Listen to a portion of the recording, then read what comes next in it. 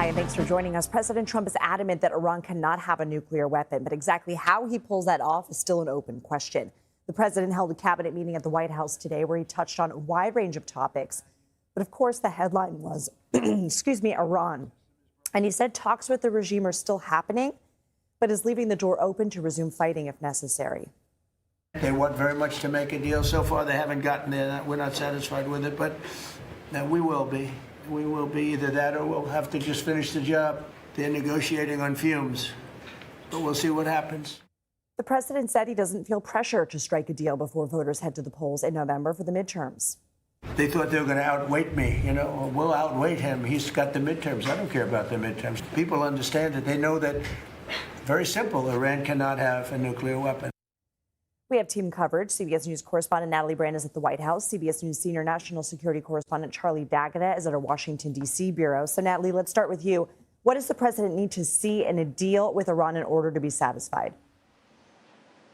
Hi, Lindsay. Well, President Trump in the cabinet meeting today really emphasized that the number one goal remains making sure Iran does not get a nuclear weapon. We know that's been a priority in these negotiations, as well as immediately reopening the Strait of Hormuz without restrictions. And the president, when pressed today, said he would not accept a deal in which Iran or anyone else controls any part of the strait, saying that this is an international waterway that no one can control it. There have been reports that Iran and Oman have been talking about potentially charging tolls. The other key aspect in the principles of a possible deal that began to emerge over the weekend is making sure that Iran agrees to get rid of its stockpile of enriched uranium.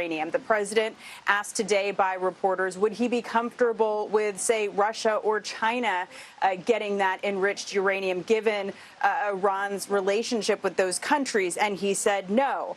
The president also said he did not launch this operation for a, quote, crummy agreement. And the Secretary of State, Marco Rubio, said that while diplomacy is the preference here, there are other options if these talks don't work out, Lindsay.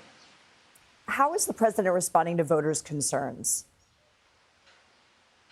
Yeah, the president was asked if he feels urgency because of the economic concerns and fallout. And he says he feels urgency, again, to make sure Iran doesn't get a nuclear weapon. He's continued to downplay those economic concerns, arguing today that the U.S. produces a lot of energy and that gas prices will drop immediately following this conflict. Even, Lindsay, as you know, energy analysts have said it could take months or up to a year for gas prices to return to pre-war levels once the strait reopens.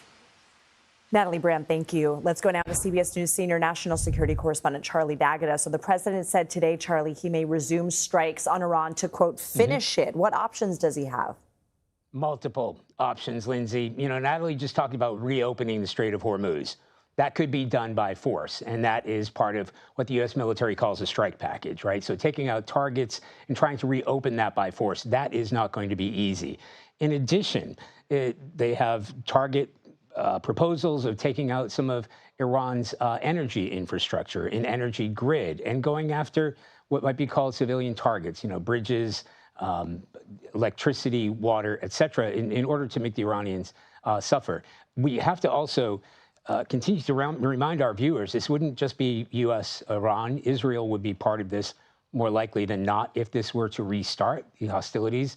The Israelis were responsible for targeting the Iranian regime, the United States largely for targeting Iran's military infrastructure. So when I spoke to U.S. military commanders about where they are in terms of readiness, right, in terms of U.S. military assets in the region, USS Abraham Lincoln and the Carrier Strike Group with something like 12 guided missile destroyers and cruisers, they are still in that region, part of that blockade. They are able to strike Iran and Iranian targets. So back in February, when they would have gamed out how this was going to play out, they would have had a number of military targets inside Iran, looking at the Strait of Hormuz, looking at Karg Island, looking at Iran's oil and energy infrastructure, looking at potential civilian targets. Remember, they took out the largest bridge in Iran. Those were U.S. airstrikes. So that is all on the table. And when I speak to the U.S. military, which I did again today and throughout the weekend in terms of their readiness, if these talks fail, are you ready? And they said, not in 24 hours, whenever they say so. And that's where they are right now. And those sorties are taking place. It was just on Sunday morning that we learned that there had been strikes, U.S. military strikes against Iran. They took out a couple of boats that were laying mines in the Strait of Hormuz.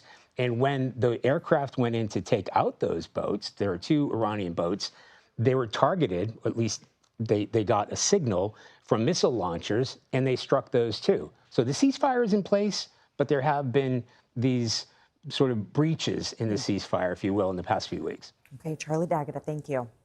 Thank you.